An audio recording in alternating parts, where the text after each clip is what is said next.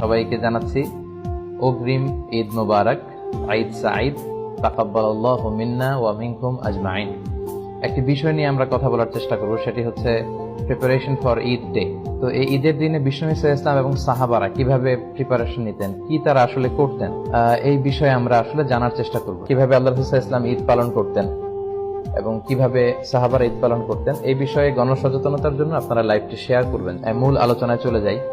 সম্মানিত সুধী, সিয়াম পালন করা বা বিষ্ণু ইসলাম বলেছেন যে লিসাইমি ফারহাতান, ফারহাতুন ইনদা ফিতরি ওয়া ফারহাতুন ইনদা লিকাই রাব্বি। যারা সিয়াম পালন করে তাদের জন্য দুটি আনন্দের বিষয়।